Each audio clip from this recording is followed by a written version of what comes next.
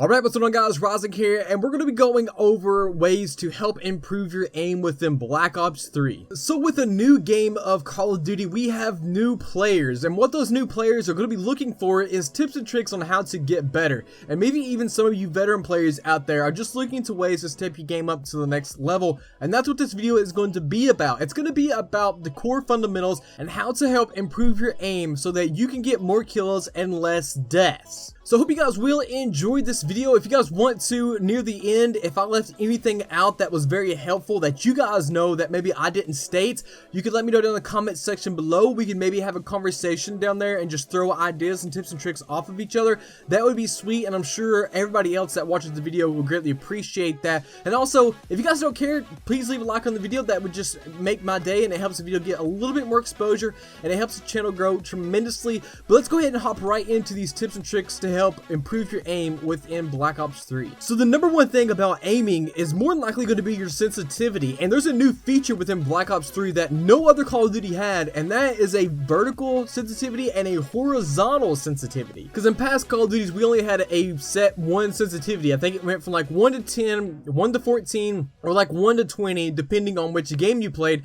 and that was pretty much like a master control for your horizontal and vertical sensitivity. But Black Ops 3, you actually are able to pinpoint, be the most precise with your sensitivity than any other Call of Duty that has ever been made, because you have the feature to be able to have a vertical sensitivity and a horizontal sensitivity change. Now, what you need to do is actually go into a private match, or if you want to do it in a public match, I wouldn't advise it, but go into a private match and set a sensitivity kind of low, okay? You want to go for like maybe a 4 starting out, and just do it 360 like I'm doing in the video right here. Do it 360 and see if you can stop on the point of which you started. So as you guys can see here, I'm not the best at it because I haven't been playing too much. I actually took a little break so I wouldn't be burnt out and wouldn't want to play Black Ops 3, but I'm actually really hyped and really excited to play it now.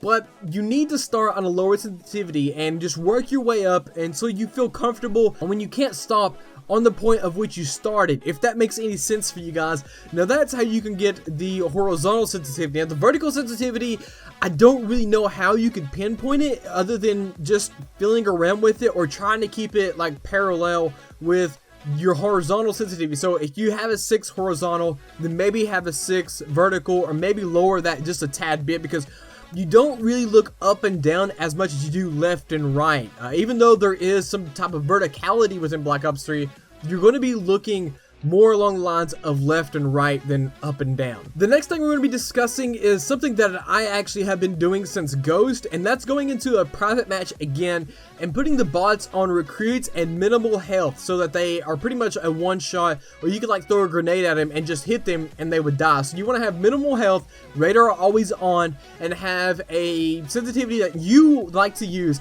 and use a single shot weapon like the Shiva. It's a semi-automatic assault rifle.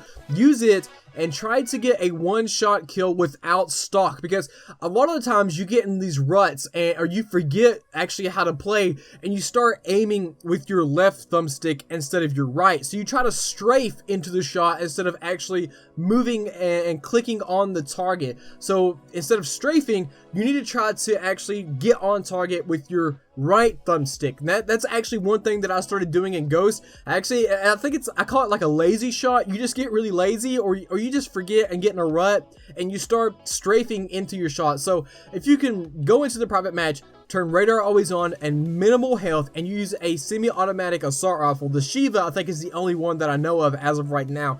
And you can try to get one-shot kills. After a couple of games, you're going to see yourself actually getting a lot of one-shot kills. It doesn't have to necessarily be headshots, but just try to get that one-shot kill no matter what. And within a couple of games, maybe you can put stock on, and you'll see yourself, it just tremendously increases your accuracy. And once you go from a single shot to a fully automatic or a burst weapon, which is probably the ideal weapon within Black Ops 3, that's going to be so much helpful to you, because not only are you going to be pretty much snapping straight on the target and making sure your shots land, you're going to see yourself excelling to the next level because you're going to be getting so much more kills while doing this within a private match. Now for the attachments to actually help improve your aim, maybe use a reticle like the red dot. The red dot gives you a clean, clear view downrange to be able to pick people off at those further distances, but it's not so zoomed in that you can't see people up close in the close quarter engagement. So if you can use a red dot, if the iron sights are really cluttery, then you're not going to be able to see people downrange, and a red dot is just going to help clarify the downrange engagements and help you hopefully pick people off at the further distances.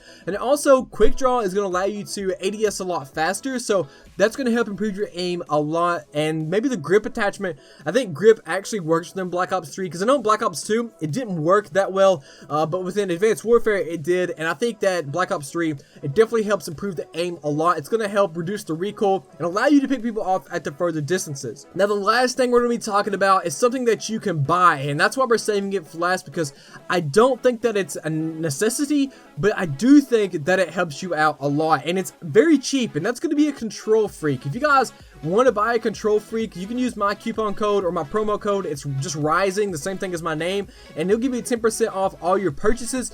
I use one on my PS4 and my Xbox One, and it definitely helps me out a lot. I've been using it since Black Ops 2 for the 360, and once the Xbox One and PS4 came out, I instantly decided to just go ahead and get one, because I definitely think that they help you out a lot, and they're really, really cheap. Like, a headset's going to cost you like $200 to like $150 for a decent one, and a scuff's like the exact same price. So for the money and the value, a Control Freak is the best gaming upgrade that you can get for your personal self, because like I said, a headset or a scuff is going to be like $200, and that's quite a bit. I think a Control Freak's like $9, and that's not bad, and you actually get two.